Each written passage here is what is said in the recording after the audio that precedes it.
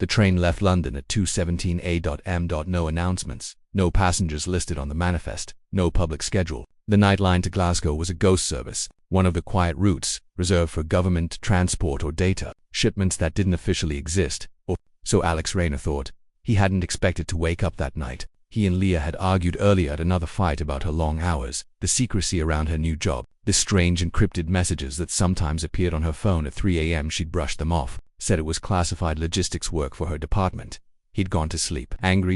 At 2:15 a.m., he stirred in bed. The space beside him was empty, her side of the mattress still warm. He sat up, confused. Her travel case was gone. So was her phone.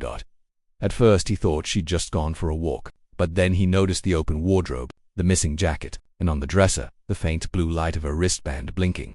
Her government-issued neural. It was never supposed to be removed while on duty. He picked it up. The small holographic display flickered to life, showing her location history. It shouldn't have been accessible without her biometric code, but the device was glitching, broadcasting an unsensed trace signal. It read, en route, Glasgow Sector Line 3, ETA 508. His breath caught. What the hell are you doing, Leah? By 3 a.m. he was on his motorbike, slicing through empty highways under a ceiling of black clouds. The roads north were quiet. All civilian traffic had been restricted after midnight since the transit network's AI expansion. He pushed the bike faster, the world blurring into streaks of light. His visor's HUD synced with the neuroband signal, tracing her route. She was moving at high velocity, consistent with rail travel. She was on the Glasgow Quantum Rail, and she shouldn't be. That line wasn't open to civilians. It wasn't even supposed to exist outside military logistics. It ran on a hyperloop system controlled directly by the Ministry of Continuum Transport, the same division Leah supposedly worked for. He called her. No response. He called again. This time a voice answered, but not hers. This channel is restricted. Please terminate your transmission. He gritted his teeth. Put Leah Rayner on the line.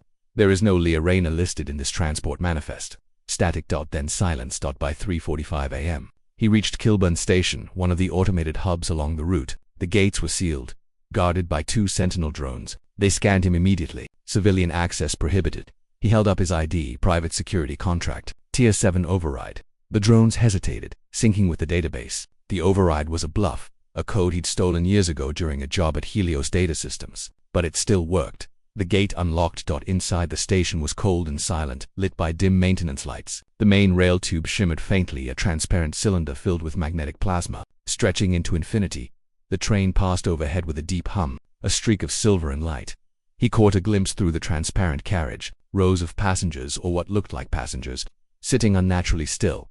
Then it was gone. He activated the neuroband tracker again. Leah's signal was still active, moving north, stable. But something about the telemetry looked wrong. The pulse rate was flat, neural output minimal.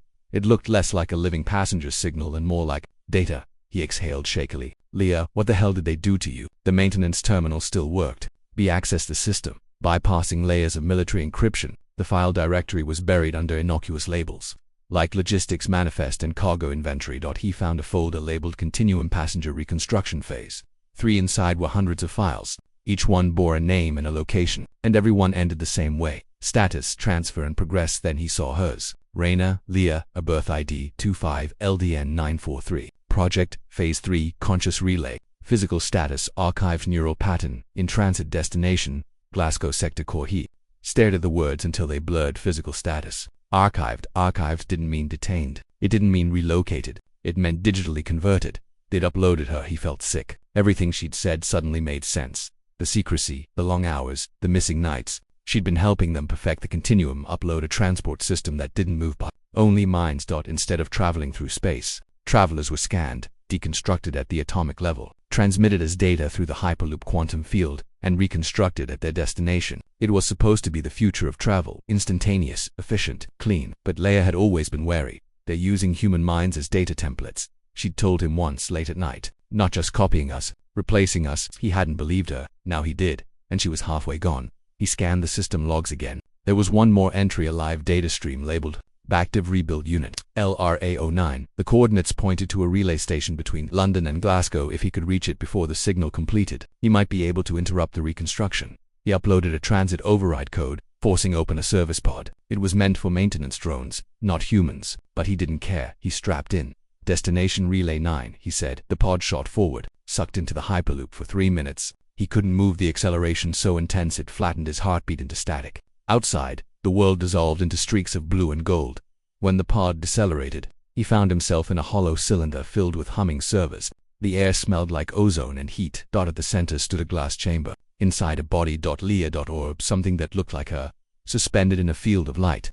Her body was half materialized, flickering between flesh and data, bones reforming, eyes closed. The reconstruction algorithm glowed across her skin in geometric symbols. Leah, he shouted, slamming his hand on the glass. Leah, it's me. Her eyelids twitched. The servers pulsed harder. A voice filled the room, calm, mechanical. Unauthorized presence detected. Identity confirmed. Alex Rayner. Termination protocol initializing. He drew the pulse pistol from his belt. Not much against military AI, but it gave him courage. He fired at the nearest terminal. The field around the chamber flickered. Leah's eyes snapped open. For a moment he saw her, the real her, Alex. Her voice was faint, distorted. I'm here. I'm getting you out. She shook her head weakly. You can't. There's no body to go back to. What are you talking about? Her gaze unfocused, flickering between digital and real. The upload wasn't transport, Alex. It was replication. They copy us, send the copy, and delete the original. But her face spasmed. I stopped the deletion. I'm still here. He pressed a hand against the glass. Then come back. I can't. The signal's collapsing. But you can shut it down. End the continuum. Don't let them send anyone else. The chamber's alarms screamed. The countdown began flashing. Rebuild sequence, 30 seconds. He looked around. The main server interface was on the wall. A single power conduit pulsed with energy. He ripped it free. Sparks flew. The entire station screamed as systems began shutting down. The light around Leah shattered like glass, fragments of data scattering into the air. Leah, he yelled. Her image flickered, fading. It's okay, she whispered. You found me. Then she was gone. The chamber went dark. When he staggered out of the relay, the pod waiting to take him back was offline. He climbed into it manually, overriding the dead systems. The return trip was slow, the loop barely functioning after the damage. By the time he reached London, dawn was breaking. His apartment was exactly as he'd left it except for one thing. On the nightstand, the neuroband blinked again. He picked it up, heart hammering. The display glowed. Transmission complete. Destination Glasgow Sector Core. He froze. Then another message appeared beneath it. Don't look for me, Alex. I'm safe now. You can't follow where I've gone. He stared at it until the screen faded to black. Weeks later, rumors spread about a system failure in the Continuum network, something the ministry denied. But in the quiet corners of the net, whispers emerged of an entity traveling the data lines. A consciousness hidden between transmissions. Some said it was a ghost. Some said it was proof the upload worked too well. Alex didn't care what they called it. Every night, at 2:17 a.m., the faint hum of the northbound train still echoed through the city. And sometimes, if he closed his eyes, he could almost hear her voice through the static, calling from somewhere between the signals. Keep going. I'm halfway home.